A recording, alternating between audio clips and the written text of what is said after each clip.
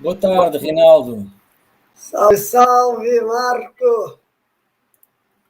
Então, Quanto tempo, hein, meu amigo? é verdade, já vai um bom tempo, dois, 3 meses quase, não? Pois Dois, é, a gente, última vez, salvo engano, foi em novembro, né? novembro, Dezembro, exatamente. eu pelo menos fiquei meio fora do ar aí, comecei a. É muito curioso, né? Porque a gente passou a pandemia muito conectado, né, Marco? Essa coisa das lives, dos workshops e do próprio trabalho de aprofundamento, mas quando foi chegando no final de novembro, início de dezembro, é como se meu corpo precisasse, assim, não, agora eu preciso dar uma parada, assim, sabe? E É foi verdade. ótimo, realmente. Eu passei o mês Sim. de dezembro aqui no Rio ainda, terminando de organizar algumas coisas, e a partir do final de dezembro viajei e voltei agora, no início de fevereiro. Passei o mês de janeiro inteiro de férias, sem fazer nada, em terras amazônicas. Pois E é, pois é. estou feliz de estar de volta. É verdade, e eu acompanhei esse teu trajeto, não é? Por essas terras amazónicas, tínhamos até pensado em fazer algo a partir de lá, não é? Mas as condições não permitiram. Mas o sentimento também foi, no fundo, é mútuo, porque a necessidade de abrandar e de fazer uma pausa foi algo que eu creio que ambos sentimos, não é? E foi muito bom porque nós sabemos que estas pausas são necessárias, não é? Para recuperar, para revigorar também, não é? Para ganhar energia, para irmos buscar energia à nossa. No fundo, tu foste buscar a energia através dessa viagem, não é? Por essas terras amazónicas, e eu, à minha maneira, pela minha viagem aqui local, não é? Com a experiência de ter passado pelo Covid, que foi também interessante, não é? No sentido de que foi algo que eu não contava e que, no fundo, reforçou aquela ideia que a incerteza é a coisa mais certa que nós temos, né? E quando menos esperamos surgem assim estes obstáculos. Mas foi um trânsito que foi interessante de passar, não é? Sobretudo pela por não saber o que podia surgir, mas que no fundo acabou por passar sem qualquer efeito secundário, vamos dizer assim, e agora recomeçamos as nossas conversas entre nós e com os nossos amigos, todos os que nos veem e que gostam de ouvir o que falamos, ou que mesmo que não gostem, que têm curiosidade, vêm ver e ouvir, não é? Quanto mais não seja para fazer um comentário. E diz aqui o nosso amigo, penso que é teu amigo Davi Fontel, diz: esse Reinaldo, além de querido, sabe viver. Mas Obrigado, Davi. a nossa rebeldia passa um pouco pela alegria, né? A gente, com a pandemia, você acabou de falar aí, você teve Covid recentemente. Davi é um querido aí do carnaval carioca, e a gente está sem carnaval já há algum tempo. Não pode, não pode. Mas a gente tem que se rebelar, inclusive fazendo isso, né? Mantendo a alegria de viver, mantendo a música como uma conexão da gente com a vida, né? Porque você falou aí do Covid, e eu acho que quando eu resolvi sair de férias, era um pouco também e parar de fazer lives, parar de trabalhar durante umas semanas. Que bom que eu posso fazer isso, mas a gente passou aí 2 anos muito duros, né, Marco? É Nossa, verdade. eu acho que além do medo de morrer, que eu acho que de tudo é o que o Covid mais traz, eu acho que a gente é um momento da gente também olhar para dentro, né, de refletir.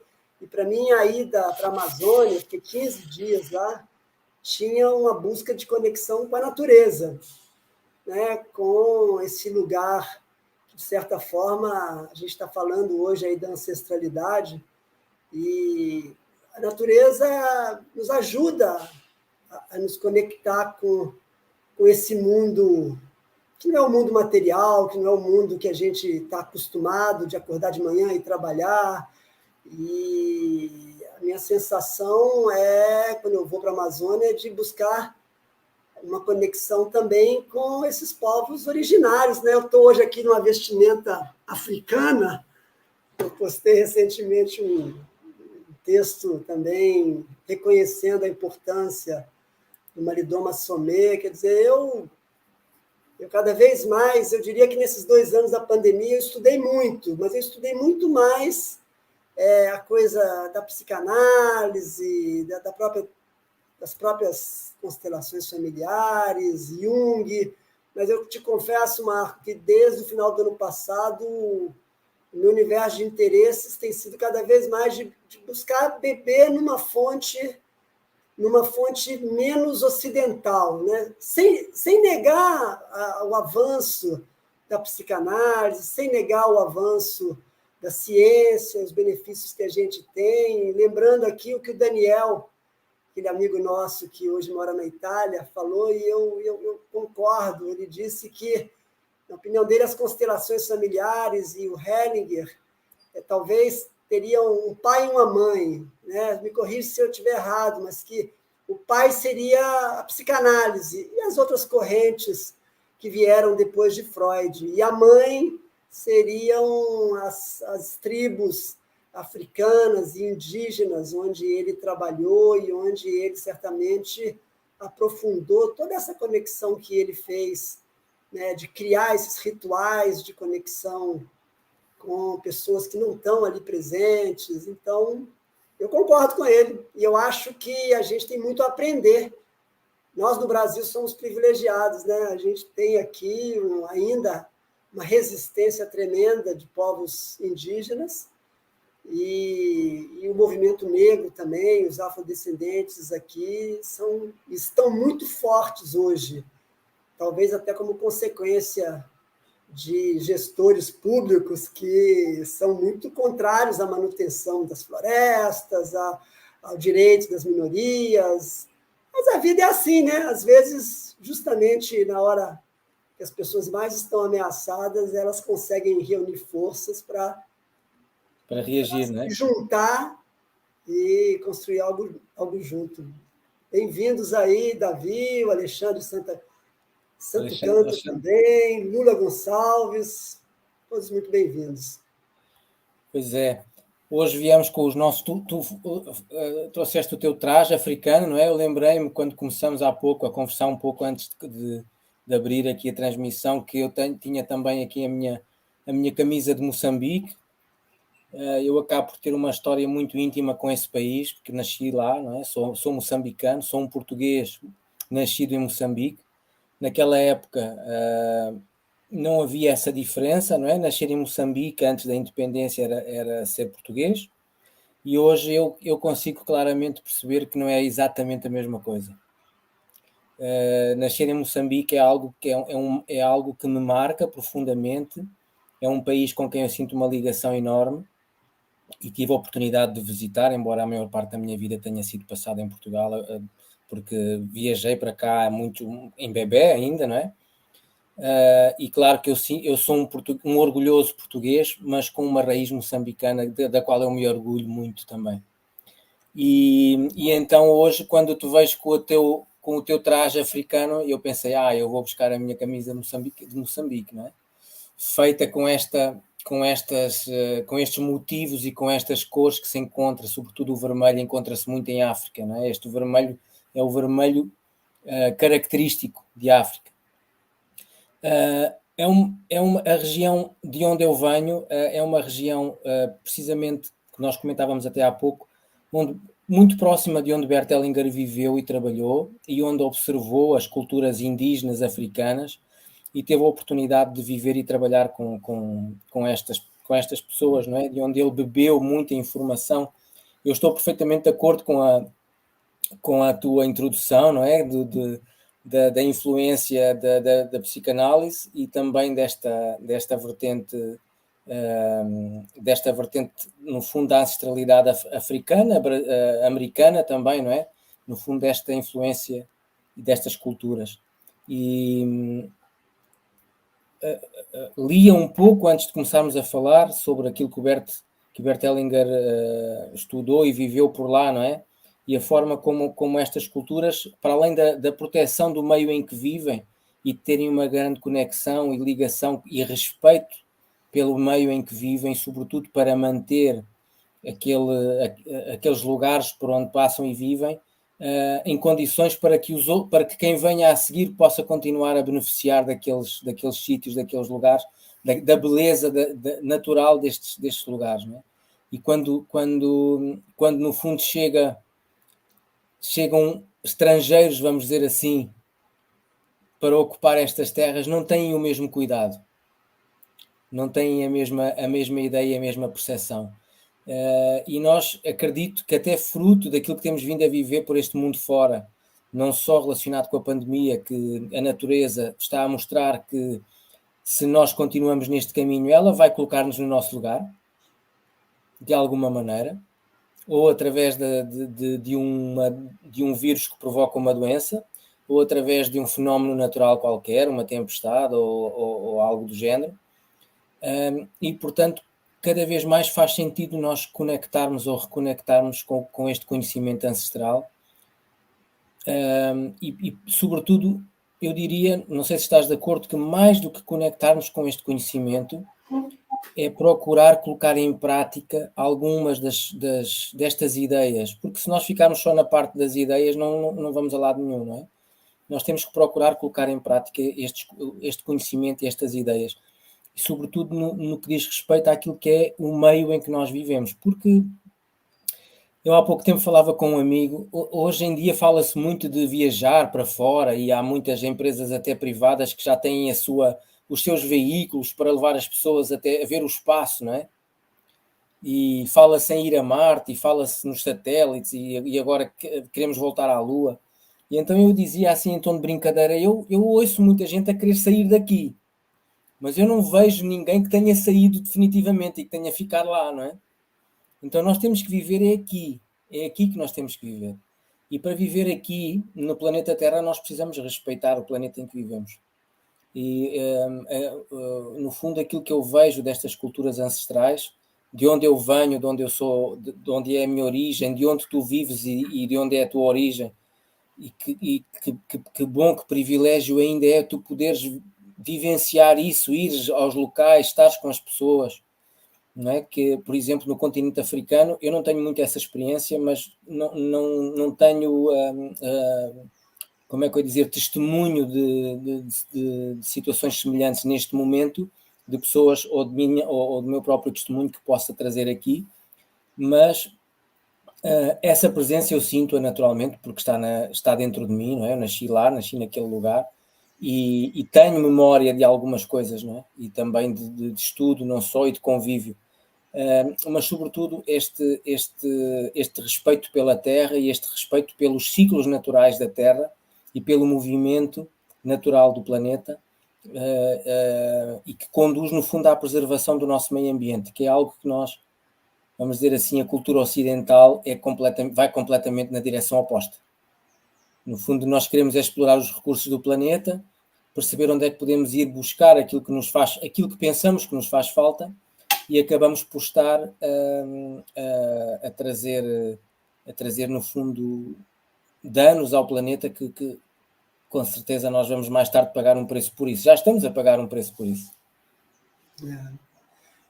Marco, eu acho que a gente falava de problemas climáticos num horizonte de algumas décadas e hoje é uma questão emergencial, né? É para ontem. É mesmo. E não é, né, quando você fala, né, da gente trazer esse tema da ancestralidade para o dia a dia da gente, eu diria que é até além da questão climática sim, mas quando a gente olha em volta hoje, a gente brinca, eu fui ali na Amazônia, eu saí de férias, mas a gente não pode estar desconectado de um momento planetário tremendamente doloroso, né? Nunca adolescentes procuraram suicídio como hoje. Nunca pessoas que tiveram trabalhos estáveis, ficaram do dia para a noite sem emprego e sem perspectiva de emprego. Não sei como está em Portugal, mas o cenário econômico do Brasil é terrível. As pessoas estão com fome, as pessoas estão mexendo na lata de lixo da esquina. Né? Você anda na rua, o número de pessoas morando é enorme. E aí eu acho que não adianta a gente ficar falando da ancestralidade, e mesmo do clima, sem estar conectado com algumas perguntas assim. E eu? Como eu posso usar essa lógica da ancestralidade para eu viver melhor? Para eu lidar com as minhas sombras, com a minha angústia, com a minha depressão, com a minha falta de perspectiva? Porque é disso que nós estamos falando, né, Marco? O tema da live é uma fala do Ayrton Krenak. O futuro é ancestral. Mas eu acho que antes disso, a gente tem que se perguntar, o futuro é mesmo ancestral? Tem gente que acha que sim, tem gente que acha que não. Eu não estou aqui para convencer ninguém de nada. A gente pode fazer relatos de pessoas. Tem aquela psicóloga francesa que escreveu sobre uma pesquisa longa que ela fez de pessoas da clínica dela que tinham doenças muito graves, geralmente câncer, e que quando ela começava a perguntar para essa pessoa sobre a história familiar dela, curiosamente, ela tinha vários ancestrais com câncer, e muitas das vezes essas pessoas tinham a doença na mesma idade que ela. Então, foi quando ela cunhou esse termo da síndrome do aniversário. Né? Então, assim, a gente poderia aqui dar alguns exemplos de que confirmam essa tese de um indígena brasileiro, que é um filósofo, é um pensador importantíssimo e que hoje é muito consultado, né? E que tem um livro que fala como adiar o fim do mundo, porque é disso que nós estamos falando. Nós não estamos falando do problema climático que vai acontecer, não, a gente está falando de um cenário sem emprego, de um cenário sem saúde, de um cenário onde os governos não dão conta de apoiar as suas comunidades, né? E aí de uma necessidade de ver de que maneira as pessoas individualmente ou coletivamente podem viver melhor diante desse fim do mundo. Né? E o próprio Krenak falou numa das lives, eu concordo com ele, assim, quando eu falo que eu quero adiar o fim do mundo, depende do que nós estamos falando, porque tem um mundo aí que eu não quero adiar o fim dele, não. Tem mais é que acabar mesmo. A gente tem que acabar com determinados projetos de mundo para começar, a partir daí, a pensar que mundo a gente quer. E ali eu acho que é assim, né, partindo desse pressuposto de que, de fato, né, os ancestrais têm um efeito sobre o meu cotidiano, essa camisa aqui hoje africana tem a ver com o encantamento que eu tenho tido sobre algumas leituras que eu tenho feito de um outro grande pensador africano que morou até recentemente nos Estados Unidos, infelizmente ele morreu, que nós já falamos, Malidoma Somé.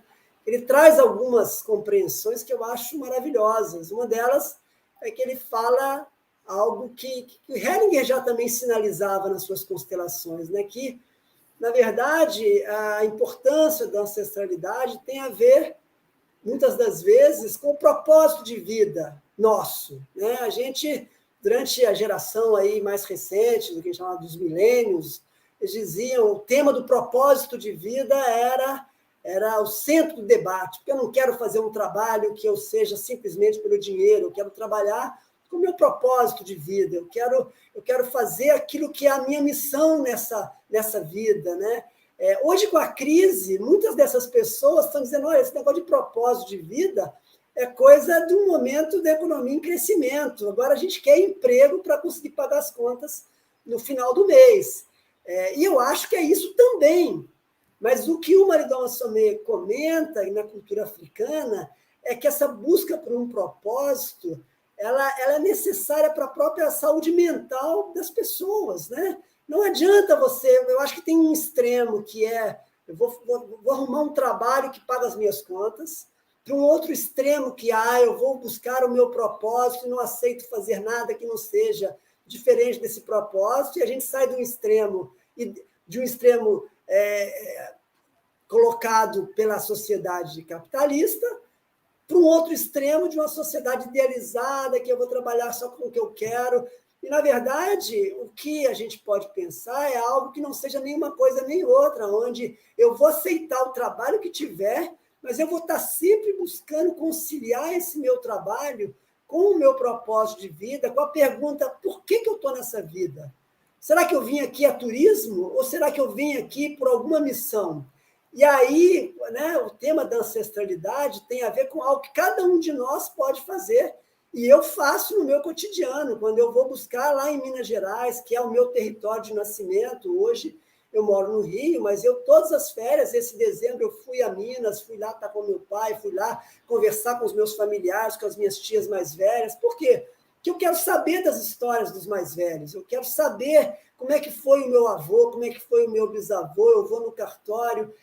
Na minha opinião, é uma forma da gente sair dessa ideia da ancestralidade como algo romântico, algo muito bonito, para a gente, de fato, tentar entender de onde eu venho, qual a fonte da minha existência. Porque, no fundo, é disso que as constelações falam, é disso que vários filósofos, Santo Agostinho falava nisso, Jung falava nisso. Né? Os mortos, eles não estão presentes nesse plano nosso, mas eles estão aqui de alguma maneira. Eles interferem na nossa vida. A gente pode negar isso. A gente, muitas vezes, tem uma orientação ocidental que nos orienta para negar isso, para dar medo disso, e está tudo certo. Se você não quer olhar para isso também, está tudo certo. Mas eu, já passando a palavra para você, que eu estou falando muito aqui, eu acho que essa crise ela coloca em xeque um pouco muito dessa cultura ocidental, muito materialista, como consumista, onde você está muito mais interessado naquilo que você está usando, naquilo que você está comprando, naquela garantia que você vai dar para a tua família, para os teus filhos, para o teu futuro. Hoje em dia, ninguém sabe o que vai ser do futuro, ninguém sabe qual vai ser a garantia, nem que eu vou ter, nem que meus filhos vão ter.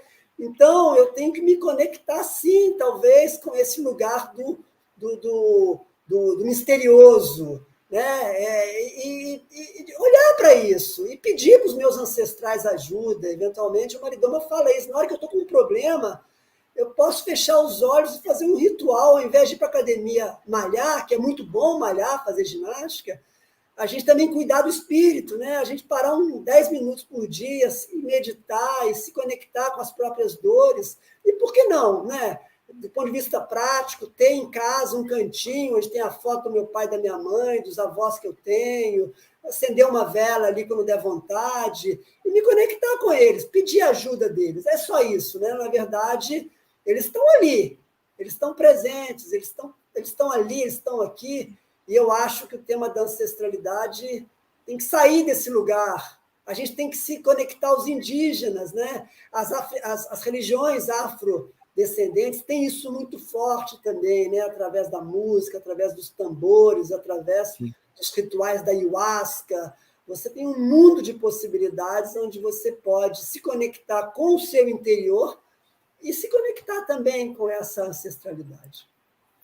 E é uma forma muito, muito sensível de colocar em prática, buscar ainda, falar com os nossos familiares que ainda estão presentes, que nos possam contar as histórias, não é? Não pensar nisso só como uma ideia, como tu comentaste, como tu falaste lindamente, uma ideia que não passa de uma ideia romântica. Então, se nós temos ainda as pessoas junto de nós, ainda que possam viver noutra cidade, não é? Mas se elas estão aí, se estão presentes e se estão disponíveis, por que não buscar esse contacto? Até porque, certamente, um grande número destes membros da nossa família, eles têm vontade de falar sobre isso. Eles querem falar sobre isso, sentem que o seu pertencimento fica reforçado quando surge a oportunidade de falar sobre isso e de partilhar o seu conhecimento com alguém mais jovem, que procura um familiar, ainda que possa já ser uma pessoa adulta, que procura saber com respeito, no fundo, não é? Esta ideia do propósito de vida que nós podemos, sei lá, hoje em dia pode-se chamar a vocação. Qual é a minha vocação? Qual é a minha vocação e qual é o meu destino, não é? Que são perguntas que nós podemos colocar do ponto de vista desta ancestralidade. Se eu pensar que a minha vocação pode estar relacionada com o meu propósito de vida, de que forma é que eu posso perceber qual é a minha vocação, qual é o meu propósito? E se o meu... se a minha vocação se transforma no meu destino, porque às vezes falamos de destino e pensamos, o destino é o que eu quiser que seja, eu faço o meu destino, e nós sabemos que esta ideia de que os que vieram antes de mim não influenciam a minha vida agora, não é? Neste momento, acaba por ser uma ideia que não colhe, que não tem base, não cresce, não é? Porque nós estamos profundamente conectados com as vidas dos nossos ancestrais. E acabamos por ter, como diz a nossa querida maestra Angélica Oliveira, que faz anos hoje é o aniversário dela, então aproveito também se eventualmente, ela às vezes passa por aqui brevemente para nos ver e ouvir e depois segue. Se ela estiver a ver e a ouvir, olha, desejamos também desde já um feliz aniversário, mais uma volta ao sol, né? E que ela possa celebrar com muita alegria e com muita saúde, junto de quem ama. Mas voltando à questão do destino e da vocação, eu Marco, sim. Posso fazer só uma reação ao que você falou aqui e ao comentário da Alessandra Santo Canto? Sim, sim. Depois te passo. Você falou que muitas das vezes os nossos avós, nossos tios, nossos parentes, eles estão abertos e interessados nisso. Mas também acontece de muitos deles que não querem falar disso. É Porque verdade. muitas das vezes, justamente aquilo que houve no passado dessa história familiar, uma exclusão, um suicídio, um assassinato, algo que na alma familiar se tornou interditado, as pessoas não querem falar disso, foram criadas, né? E aí ela fala que muitas vezes, quando vamos nessa busca, a família, tios, avós, primos, etc., o silêncio paira. Penso que pode haver muita dor e muitos não querem ou acham que não devem falar. Eu agradeço a fala da Alexandra, e aí eu quero reagir a isso, porque de fato isso é real. E eu coloco duas alternativas, né? A primeira delas é que a gente busque esse diálogo com as pessoas sempre numa perspectiva do não julgamento, deixando muito claro que a gente está buscando olhar para o passado para honrar e para agradecer para aquilo que houve, independente do que houve. Eu tenho uma história familiar que eu tenho um trisavô que foi dono de muitos escravos, né? E ali eu descobri isso porque eu fui atrás das pesquisas nos cartórios também, eu não tenho foto, inclusive, deles, e ali eu descobri isso, e aí vou conversando e eu vou descobrindo as coisas muito vagarosamente, mas sempre deixando claro que, apesar de ser uma pessoa, né, da gente cada vez mais defender a importância de dar voz às vítimas, dar voz às populações negras que foram escravizadas, elas têm o direito de contar a versão delas e de mostrar que isso é algo inadmissível. No plano familiar, é muito importante, e isso não é só da boca para fora, que eu, enquanto um trineto, eu não guarde nenhum rancor ou julgamento em relação a esse trisavô. Porque isso é o mais difícil, né? Porque a gente tem uma tendência, muitas vezes, fulano assassinou, fulano abusou. E, assim, nesse ponto, o pensamento sistêmico do Hellinger nos ajuda a dizer que cada um de nós arca com as consequências daquilo que fez. E eu, se sou descendente de uma pessoa que causou prejuízo a outras pessoas no passado, que muitas vezes enriqueceu em função dessa superexploração, não cabe a mim criticar essa pessoa, porque se eu fizer isso, eu vou estar não só criando um desrespeito a esse passado, mas eu posso me nutrir dessa história para, no meu presente, eu ter toda uma narrativa que seja contrária à exploração das pessoas de cor, por exemplo, e que eu seja solidária àquelas pessoas que estão sendo, muitas vezes, ali discriminadas, né? Então, eu acho que, para mim, reagindo um pouco a essa fala da Alexandra, não sei se eu estou falando certo o nome dela, da gente, com muito cuidado na família, a gente buscar, com essa história familiar, compreendendo que, às vezes, numa primeira tentativa, as pessoas vão estar em silêncio, mas aí a gente tem oportunidade de tudo que a gente vai descobrindo, a gente mostra que a gente, na verdade, só existe porque lá atrás esse ancestral, com tudo de bom e tudo de ruim que ele fez, ele criou um avô, que criou um pai, e que graças a esse pai eu estou aqui, e que não me cabe julgar, né, esse certo e esse errado. E assim, se às vezes a gente não consegue acessar essa ancestralidade através das histórias familiares, o que muitas das vezes é real, a gente pode, através de pesquisas nos cartórios, de pesquisas nas igrejas também, é um trabalho de formiguinha, é um trabalho de quebra-cabeça. Mas, nesse sentido, é muito curioso que, às vezes, você vai naquele cartório uma vez, vai outra, e quando você menos espera, surge uma informação de alguém que conseguiu ali uma certidão de nascimento ou algo que você tem acesso ao nome da sua avó, ao nome da sua trisavó, uma foto que surge quando se menos espera. Porque, nesse ponto, eu concordo com o que você fala, que esses ancestrais, quando a gente tem esse olhar do não julgamento, eles querem aparecer, eles querem que essa luz seja jogada, porque eles sabem também que quando a gente, de alguma forma, ressignifica essas histórias pesadas e trágicas, a gente, de alguma forma, libera também eles para seguirem a sua jornada, porque a gente diz para eles, você, apesar de ter feito isso ou aquilo, você faz parte da alma familiar, você pertence à minha família, e eu, como seu descendente, tenho amor por você, você tem um lugar no meu coração.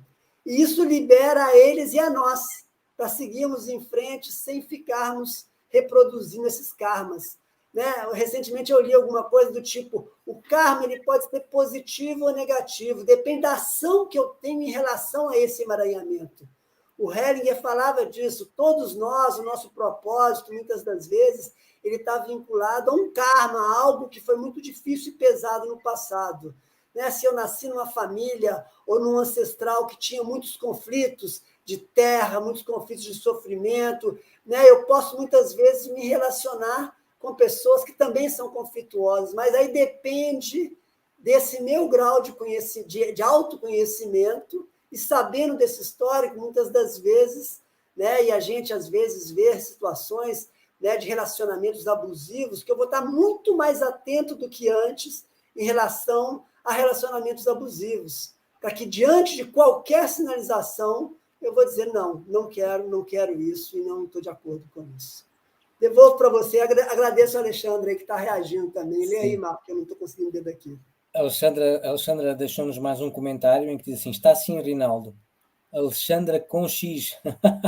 Foi porque tu comentaste o nome. Estou nesta busca exatamente com este propósito que mencionou. Desejo muito honrar e seguir na cura deles, minha e dos meus.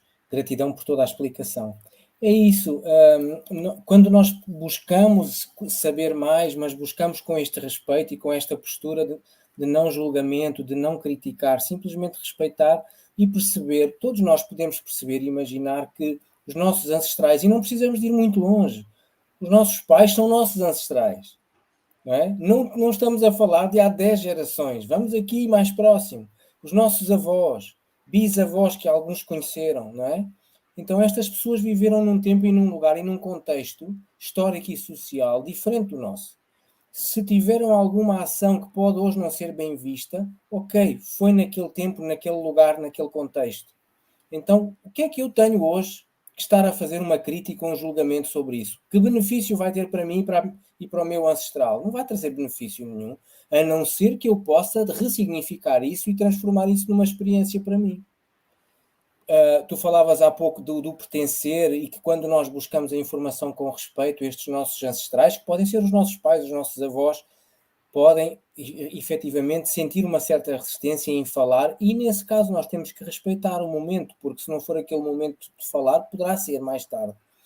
Muitas vezes o que nos custa é fazer o exercício da contenção, porque quando a sede é muita, nós queremos saber logo, não é? Queremos saber, conhecer, e sobretudo quando o interesse e quando esta sede nasce dentro de nós queremos saber mais e mais e mais. Não é saber mais por saber, para ser, como é que se diz no Brasil, para fazer fofoca, não é isso. É saber para nos nutrir, para nutrirmos a nossa, de alguma forma, permitir que a nossa consciência cresça. E há pouco o Reinaldo falava de Malidoma Somé. O Malidoma diz que a comunidade é uma forma de imortalidade, ou seja, quando nós sentimos que pertencemos a uma comunidade e os nossos ancestrais também pertencem a essa comunidade, de certa forma isso é uma maneira de nos tornarmos imortais, entre aspas, já que tanto os vivos quanto os mortos que pertencem a esta comunidade, e uma comunidade é feita por todos, não é? Não exclui ninguém, são partes integrantes, e nós nessa comunidade buscamos uma relação entre as pessoas, quer as que continuam cá, quer as que já partiram, e também buscamos o quê? Conseguimos ter o quê? A força necessária que precisamos para promover mudanças. No fundo, nós precisamos dessa comunidade para crescer e para evoluir, mas também temos que ter em conta que podemos evoluir quando entramos em contacto com outras comunidades e quando fazemos a ponte, né, entre as duas. E isso acaba por ser algo que, até desde esta postura de não julgamento, de não crítica, não é? E uma postura, no fundo, também de bastante humildade, não é dizer, eu sou muito humilde porque vou agir assim, não é isso, é assumir essa postura e efetivamente fazer com que essa postura faça parte de mim e que eu seja isto. E isto também se pode treinar, não é? Quanto mais eu penso sobre o tema, quanto mais eu procuro aplicar no meu dia-a-dia no fundo, esta postura na minha relação com os outros, a cada dia ela cada vez mais se torna parte integrante de mim, até chegar a um ponto que eu não preciso pensar nisso. Porque se efetivamente eu fui educado, por exemplo, num sistema, numa família uma família que possa ter tido uma postura muito preconceituosa, racista, discriminatória em relação a determinados grupos, eu não posso deixar de saber e de reconhecer que eu venho dali. E naturalmente, se eu fui treinado assim, mesmo que eu hoje não queira ser nem preconceituoso, nem racista, nem nada disto, por vezes pode-me sair uma palavra ou uma frase que o meu comportamento não acompanha, não é? Porque no fundo, aquilo que eu sou manifesta-se através do meu comportamento, mas se eu me sai uma frase ou uma palavra que pode ser considerada ofensiva por outra pessoa, eu tenho que perceber que eu venho dali. Eu fui treinado assim, nós somos animais de hábitos, não é? E se uma criança é treinada num ambiente assim e cresce num ambiente assim, e mais tarde, enquanto adulto, decide ir buscar outras fontes de conhecimento e mudar, no fundo é sair da sua comunidade de origem e procurar a outra comunidade onde pode crescer e evoluir, e sair deste padrão de preconceito, de racismo, de discriminação, e ir para um padrão de tolerância e agora falta-me a palavra em português, de empatia, não é? Então, eu também tenho que ser um pouco generoso comigo e não me criticar em demasia a mim próprio quando eu escorrego, tenho aquilo que costumamos dizer aqui em Portugal, uma escorregadela, ou seja, e no fundo preciso ter essa generosidade comigo próprio e também ter a contenção, aquela que eu falava ao início, de não querer saber demais quando alguém com quem eu falo manifesta uma certa reserva em fazer comentários ou em falar sobre algo. Talvez essa pessoa precise de sentir uma segurança de que o seu pertencimento não está em risco, nem daqueles de quem ela vai eventualmente poder transmitir alguma mensagem ou contar a história. E quando a pessoa com quem nós falamos, o nosso pai, a nossa mãe, um avô, eu lembro-me agora, não foi por acaso que o meu discurso derivou para aqui, eu lembrei-me agora de uma tia-avó, portanto uma irmã do meu avô, que veio do Peru para cá, vê bem. e que eu conheci já muito velhinha, daquelas pessoas que nós conhecemos já velhinhas, e à medida que nós crescemos, não é? De adolescentes para jovens adultos e adultos, elas continuam velhinhas, porque conhecemos sempre assim, não é? Mas uma pessoa adorável, contadora de histórias, e que eu, uma certa altura, disse assim, eu trabalhava na altura na indústria da tecnologia e estava muito na moda as câmaras de filmar, tinha começado o boom das câmaras de filmar, não é? Ainda com videocassetes, e eu tinha uma câmara de filmar moderna nessa altura e andava muito orgulhoso da minha câmara de filmar, filmava tudo que era sítio. E então lembrei-me, vou pedir à tia se ela gostaria de contar a história da família, que ela conhece, e fazermos um registro vídeo dessa história. E ela acedeu, e então fizemos esse registro de vídeo dessa história. Gostava que tu tivesses visto isto, Rinaldo, talvez um dia possas ver esse vídeo. A alegria desta tia em poder partilhar esta história e que ela ficasse registada. A satisfação dela de poder contar para que não ficasse esquecido. E porquê é que ela, acredito que acedeu? Porque naturalmente sentiu muita alegria em poder fazê-lo, mas também porque deve ter visto, e eu na altura ainda era muito jovem, não tinha entrado neste caminho de crescimento e desenvolvimento pessoal, mas tinha as minhas experiências, não é? Até aquela altura, porque o meu pedido foi feito com muito respeito e com muita consideração por ela e por todos, pela nossa família, não é? Então ela pôde fazê-lo.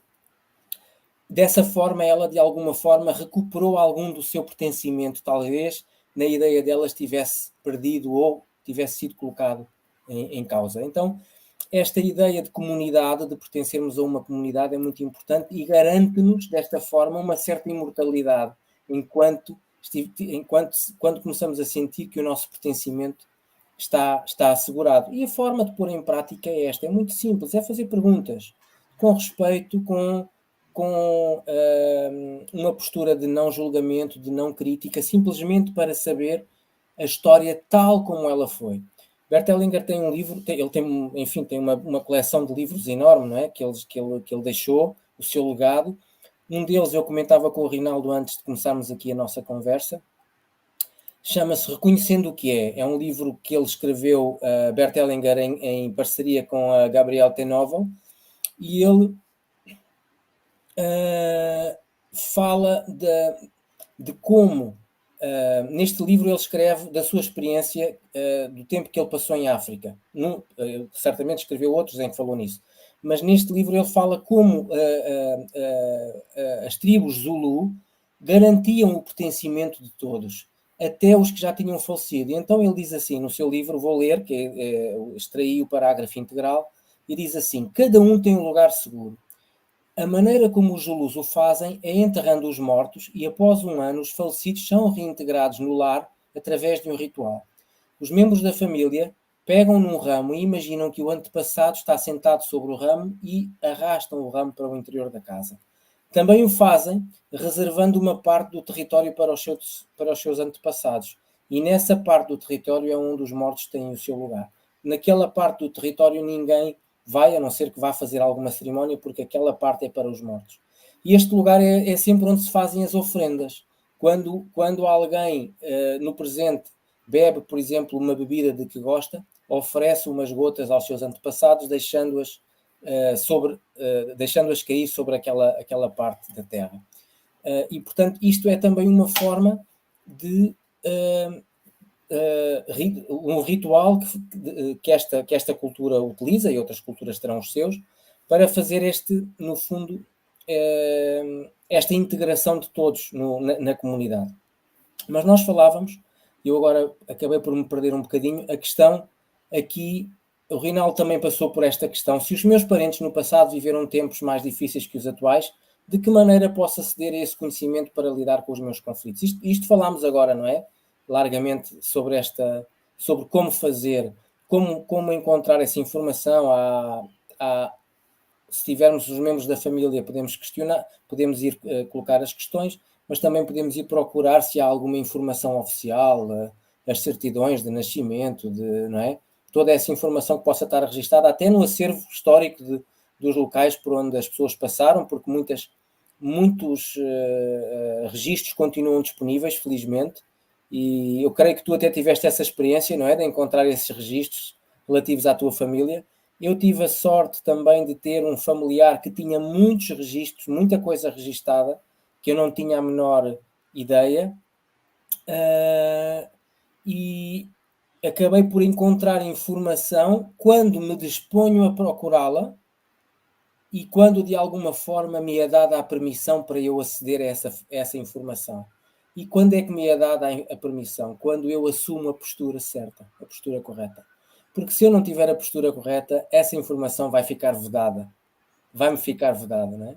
Nós sabemos que, de alguma forma, os nossos antepassados, os nossos ancestrais, se nós não estivermos preparados para isso, inclusive os que já partiram, de alguma maneira vão influenciar o presente para que essa informação só nos chegue quando nós estamos preparados para a receber. E naturalmente que para isso, não é? Agora vou brincar, temos que ter vontade e desejo, não é? E temos que ter uma postura, não pode ser como aquele indivíduo que queria ganhar a lotaria, não é? E pedia muito ao seu Deus, meu Deus, por favor, permite-me ganhar a lotaria, não é? E fez isto durante muito tempo, até que, isto é uma piada naturalmente, até que um belo dia, o seu Deus vem falar com ele e diz assim, sim, ok, eu vou satisfazer a tua vontade, mas ao menos compra um bilhete de lotaria. Nós temos que fazer algo para isso.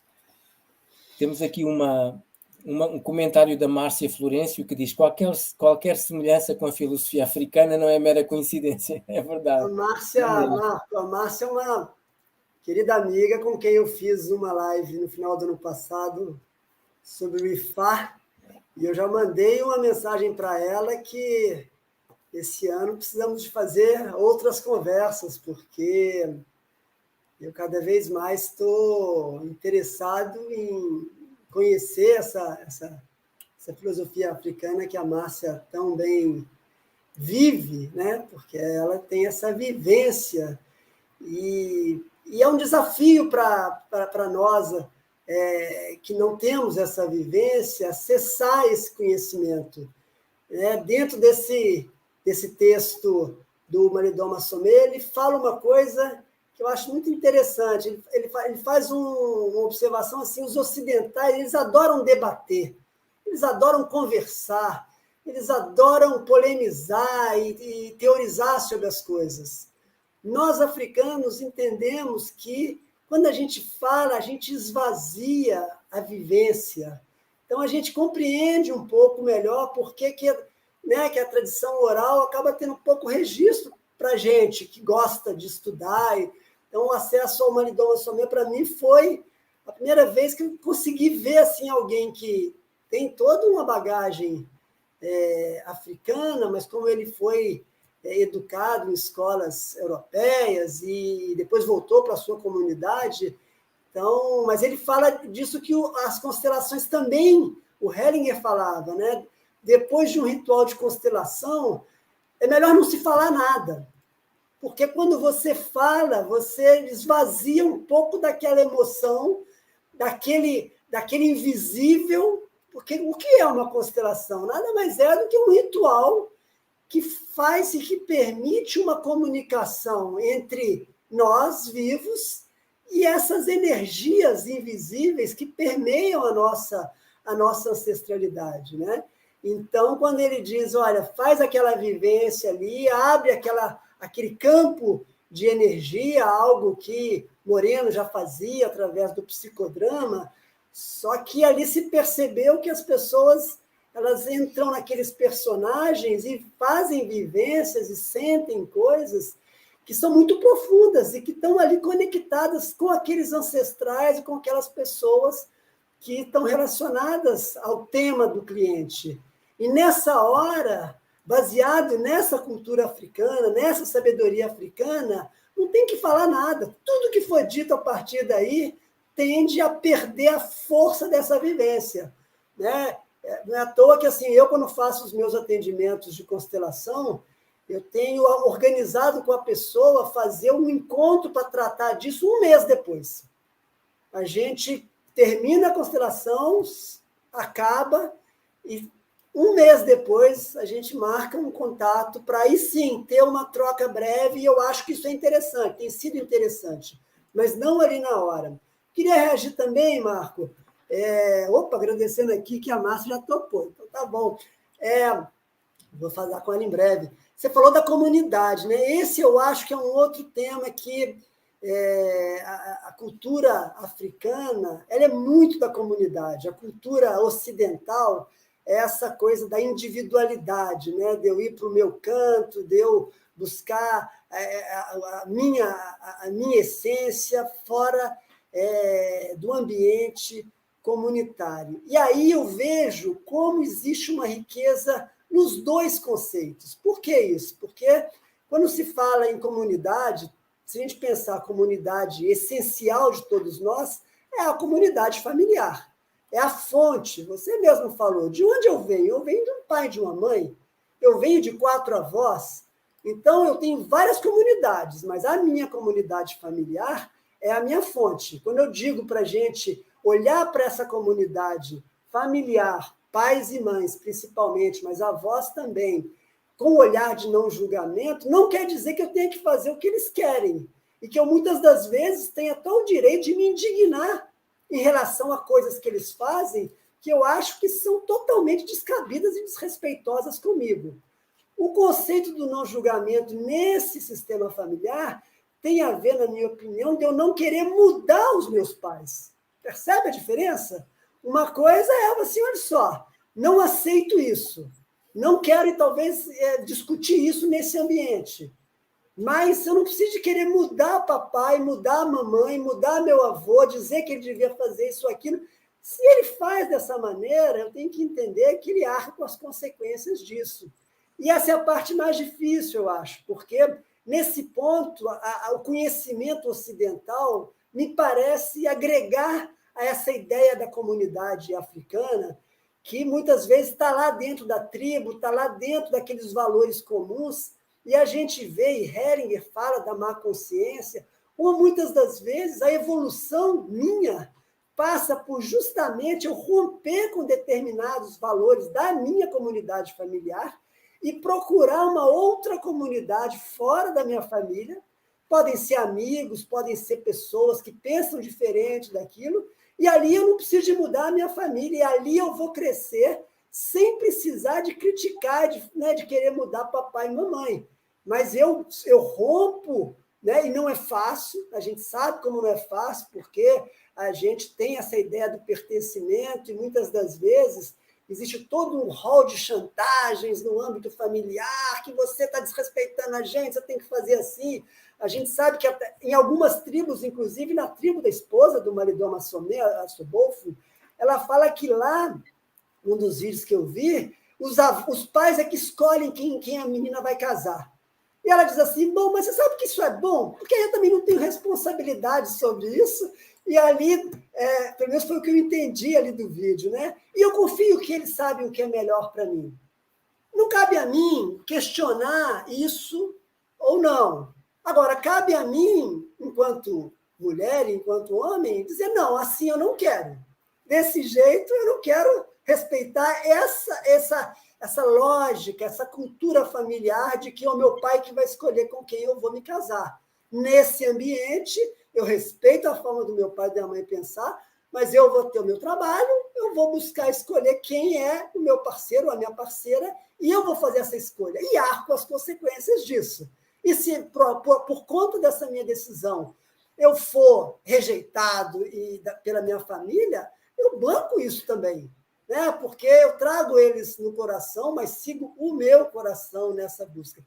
Então, para mim, esse é o grande desafio da gente lidar com esse conhecimento ancestral sem negar os avanços que a cultura ocidental, que a psicanálise, que depois a terapia junguiana, Reich e Hellinger, sem negar os avanços que eles também alcançaram. Cabe a cada um de nós fazer as escolhas, se eu quero estar totalmente numa comunidade, se eu entendo que aquela comunidade me assiste para determinadas questões, para outras eu busco informações fora, e seguimos, cada um com as suas escolhas e arcando com as suas consequências, porque, no fundo, eu concordo com a cultura ancestral que somos parte de uma comunidade, somos coletivos, mas eu também tenho claramente a sensação que na hora das grandes decisões cruciais da minha vida, eu estou sozinho. Na hora que eu tenho que, de fato, tomar aquelas decisões, que às vezes é sair de um casamento, às vezes é sair de um emprego que tem uma estabilidade, nessas horas, na grande maioria das vezes, as decisões são solitárias. E eu tenho que me conectar, então, com essa minha força e seguir, e buscar, talvez, grupos de apoio fora do sistema familiar. E já passando para você a palavra, Marco, tem uma fala do Sommet que eu achei linda também, que ele diz o seguinte: o avô e o neto são irmãos do mesmo grupo de conhecimento. Por quê? Porque principalmente quando criança, ele está acabando de chegar do mundo além. E os idosos, avós ou bisavós vivos, eles estão se encaminhando para esse mundo além, né? Então, das tribos, isso é muito, muito bacana, né? Muitas vezes o pai está ali trabalhando e tal, e as crianças elas têm contato com os avós. Os meninos nas tribos indígenas, eles ficam até 12 anos lá com o mundo das mulheres, com as mães, mas a partir daí os pais estão lá caçando, buscando a sua sobrevivência da tribo, e eles vão conviver com o mundo dos homens idosos, muitas vezes, que já não estão mais caçando. E essa é uma riqueza tremendamente poderosa, e eu digo isso na minha vida, porque assim, eu tenho um filho de 17 anos e um pai de 87. A minha relação com meu pai já teve momentos de muito conflito, porque somos de uma natureza diferente. Ele é médico, alopata, maravilhoso, mas eu sigo uma linha da homeopatia, eu tenho outra forma de olhar a promoção da saúde. E apesar das nossas diferenças, desde que meu filho nasceu, eu faço questão de pegar ele todo ano, levar lá para onde meu pai está, seja em Belo Horizonte, seja passar as férias em Cabo Frio, onde ele fica. E eu fico vendo de longe como eles dois convivem, é maravilhoso. Eu nem quero me meter muito, tá? Às vezes meu pai implica com ele, fica lá, eu deixo, e eu acho que é de uma riqueza, porque é o mundo dos homens, né? Eu tenho um jeito de ser homem. É importante que o meu filho é filho único, neto único, eu tenho um irmão que não tem filhos, então, quando a gente encontra hoje, é maravilhoso, que é eu, lá em Belo Horizonte, em Minas, é eu, meu pai, meu irmão e o meu filho. É o mundo dos homens e eu largo ele lá e me afasto. Assim, não vou atrapalhar essa convivência, porque eu acho que é importante o pai também saber a hora de se retirar. É maravilhoso ele poder ter essa experiência, e tu também, claro. Relativamente à questão do que tu comentaste a respeito do Malidoma Somé e de como as crianças são educadas nestes ambientes, com frequência neste tipo de cultura e na cultura Zulu também, as crianças elas são educadas de uma forma muito completamente comunitária, ou seja, as crianças são todas juntas. O meu filho com o filho da outra família, com a da outra, estão todos juntos, brincam todos juntos. Tanto que Bert Hellinger até dizia, sabes o que é que sentem estas crianças? Elas são felizes. E eu acredito e vejo também, até pelo próprio convívio que eu vejo que os meus filhos têm à sua dimensão aqui com as crianças da vizinhança, quando eles estão juntos, eles estão felizes. Ainda que possam ter uma briga, ou a jogar futebol, um empurra o outro, ou qualquer coisa do género, mas no fim regressam sempre a casa mais alegres, mais preenchidos, mais cansados, até dormem melhor e tudo. Isso faz parte, não é? Temos aqui, creio que tínhamos aqui mais uma última questão que tínhamos colocado, mas creio que também já abordámos. Como posso reagir a lealdades inconscientes com aqueles que vieram antes em construir um futuro mais leve? No fundo, creio que tu já passaste por aqui também, por este tema. Nós naturalmente, com a postura de não julgamento e de não crítica, não é?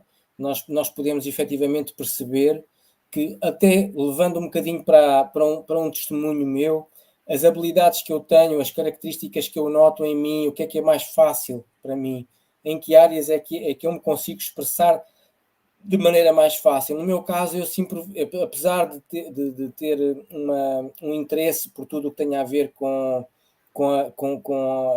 as áreas, vamos dizer assim, mais teóricas ou filosóficas da vida, eu tenho uma característica que eu reconheço facilmente, é que eu sou muito bom a fazer trabalhos manuais. E quando eu olho para a minha família, para os meus ancestrais, eu vou encontrar uma série de homens que vêm de uma linha de homens que são muito bons a trabalhar com as mãos, a fazer trabalhos manuais. O meu avô era um maravilhoso artesão, começou por ser sapateiro, chegou a um ponto de ser muito bem sucedido a construir modelos de sapatos que fizeram sucesso no país onde ele viveu mais tempo, que foi na África do Sul, e ele construía os modelos que hoje nós vemos, sobretudo as senhoras que gostarem muito, aqueles saltos muito altos, com como é que se chama, o salto muito fininho e muito comprido. Na altura ele desenhava e construía os sapatos dessa forma, e outros homens da família, inclusive o meu pai, que era um homem que trabalhava muito bem, construía coisas, fazia até, para além do trabalho que era a profissão dele, ele tinha uma habilidade para produzir peças de arte. Ele construiu uma vez para um restaurante conhecido na cidade onde ele vivia. Ele construiu, essa cidade situava-se à beira-mar e havia uma ilha em frente a essa cidade. E era uma ilha que era conhecida por ser uma ilha virgem, vamos dizer assim. Então ele construiu um modelo dessa ilha para ficar em exposição nesse restaurante. Portanto, estas habilidades, elas surgem e nós, o que é que podemos fazer com essas habilidades? Eu falei só em habilidades, vamos dizer assim, que são direcionadas para o mais, para o bem.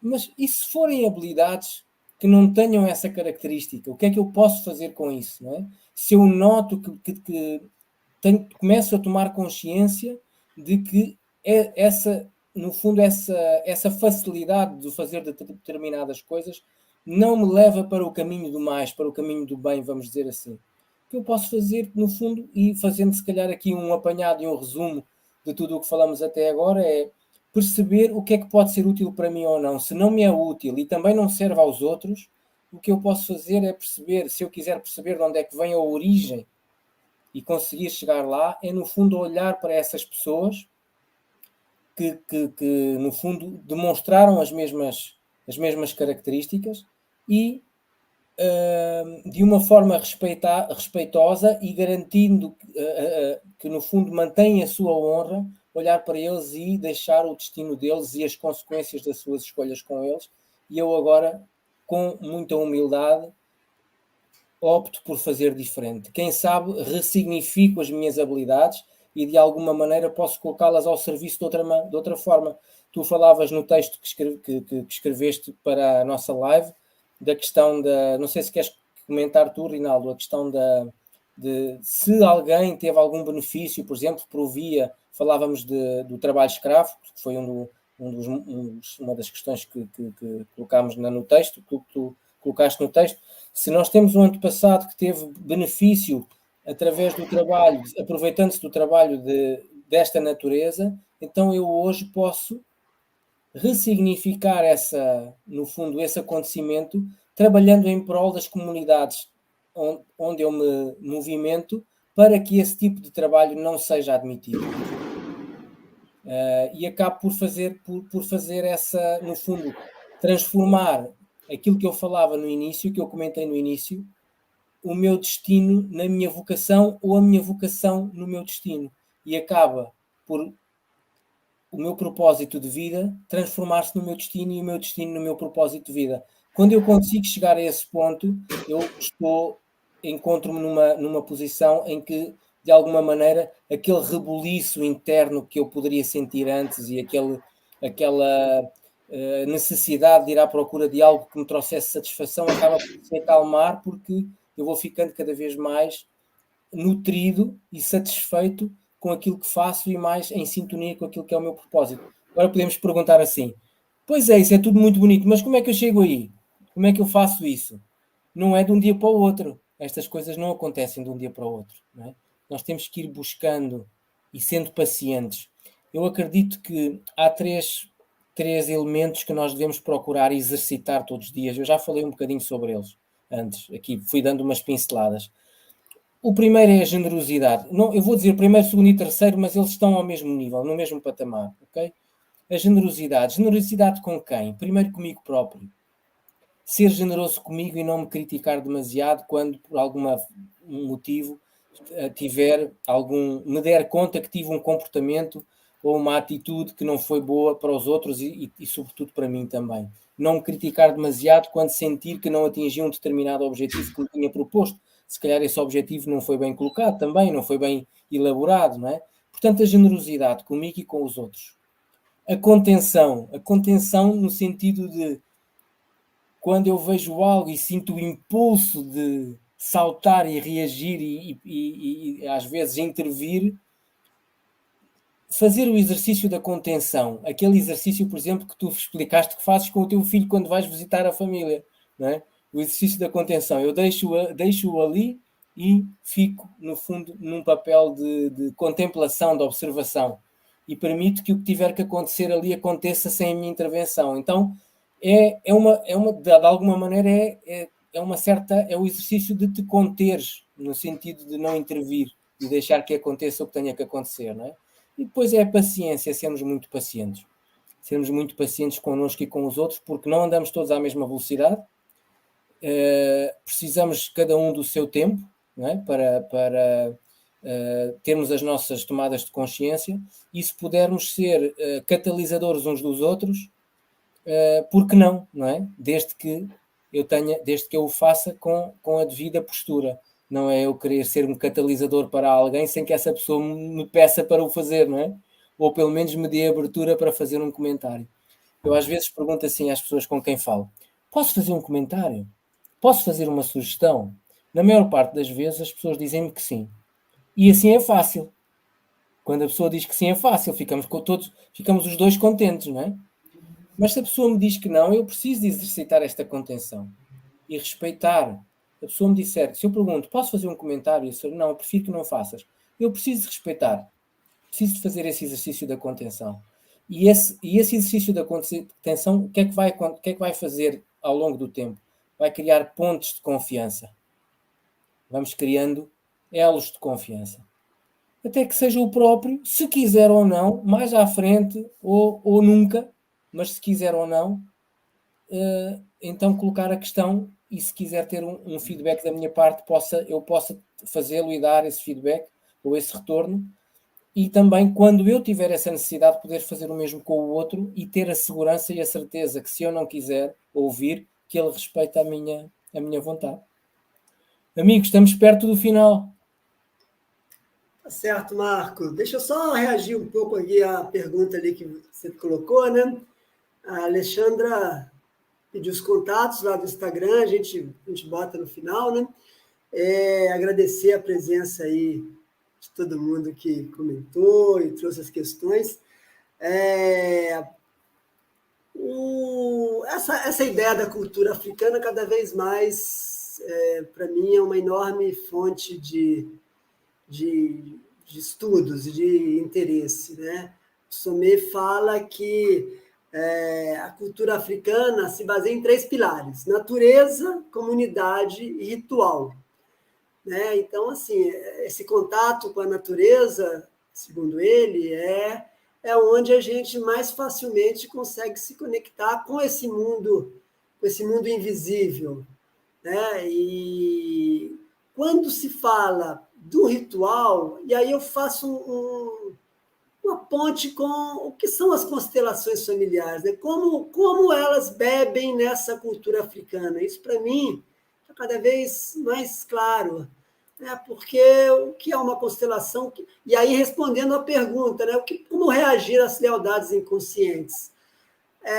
A primeira questão é torná-las conscientes, eu ter consciência de que ancestralidade tem emaranhamento comigo, né? E que tipo de emaranhamento é esse, e eu posso obter isso de alguma maneira através de conversas familiares, mas eu vou buscar isso muitas das vezes através de uma intuição, essas conversas familiares, quem ali nos meus antepassados tem, às vezes, um destino que tem a ver com aquela dificuldade que eu tenho hoje.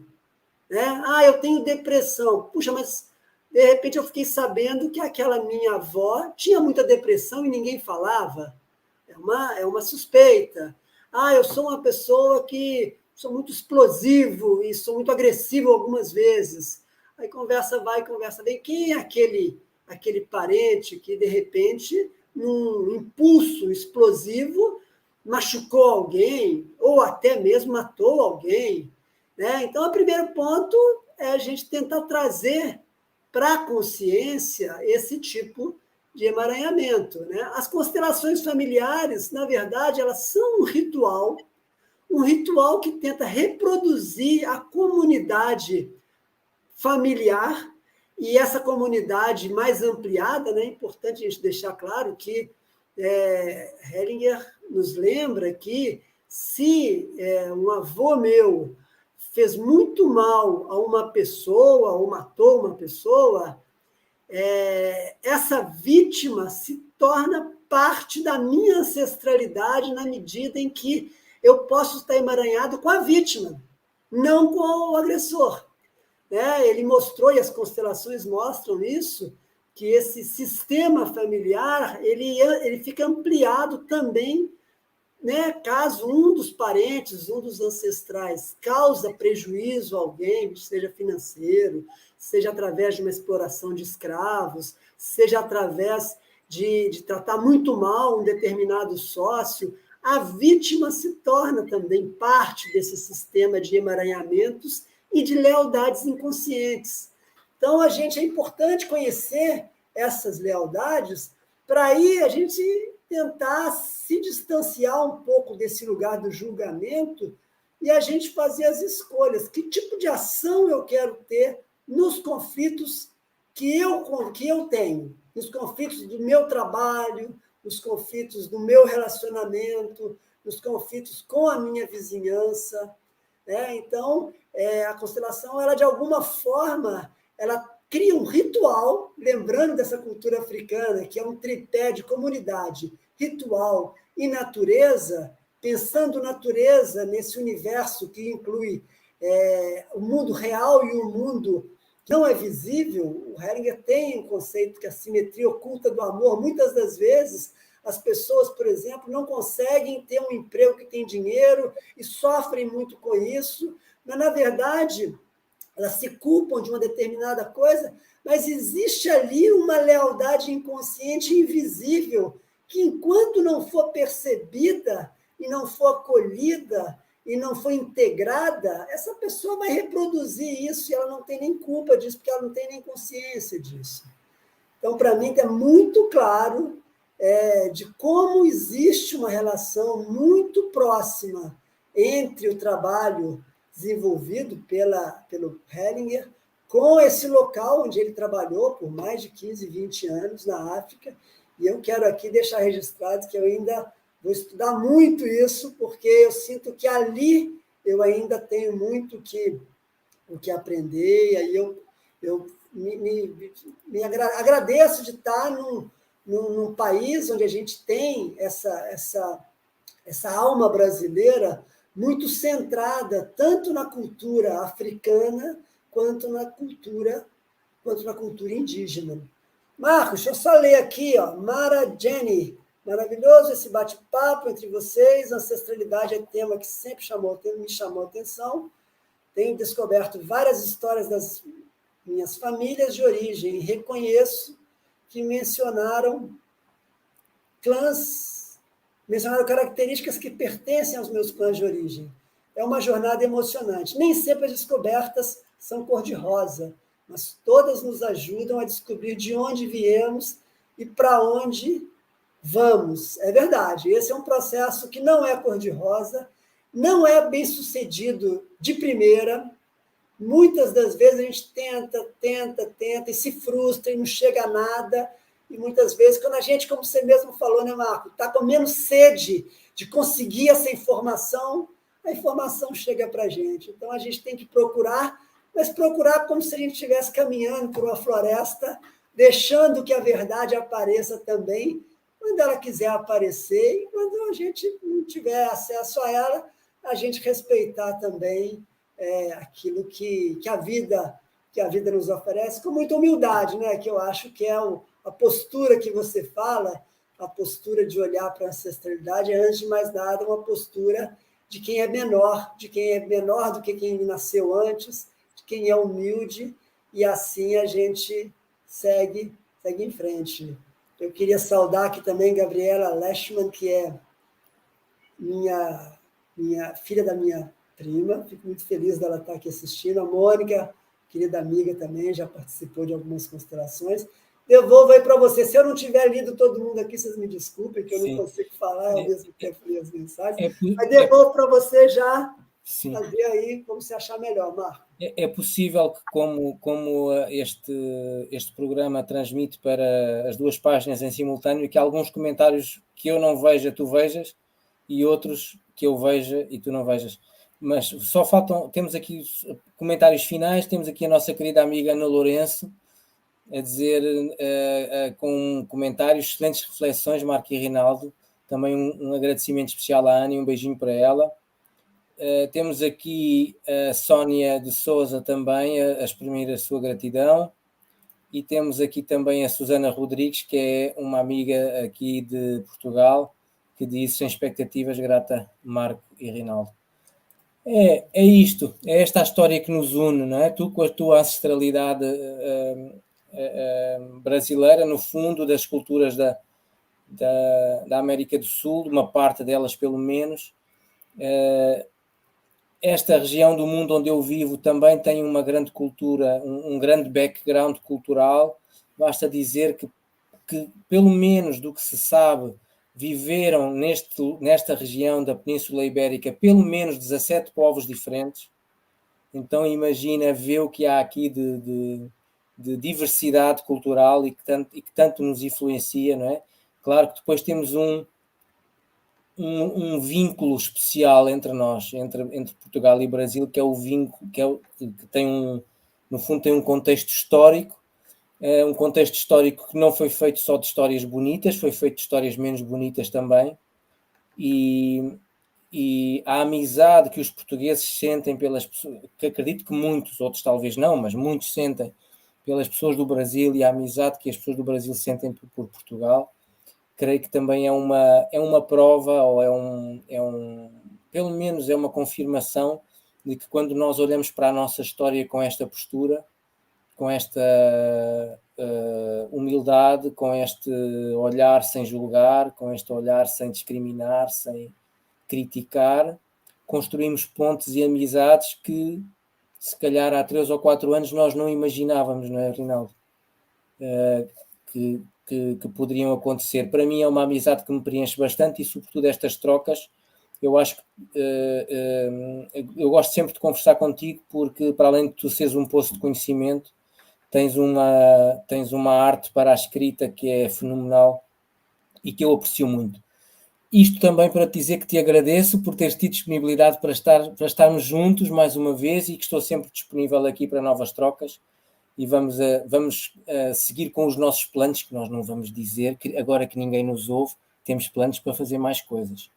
Então vamos deixar assim um bocadinho o perfume no ar, que é para os nossos queridos amigos poderem ter vontade de voltar a ouvir-nos. Um abraço, Rinaldo.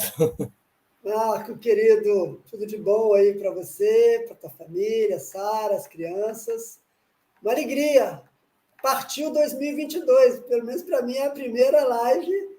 E para mim também. Trabalho pós-férias, e agradeço a você aí pela parceria, agradeço a todo mundo que participou, que reagiu, e seguimos juntos a serviço aí.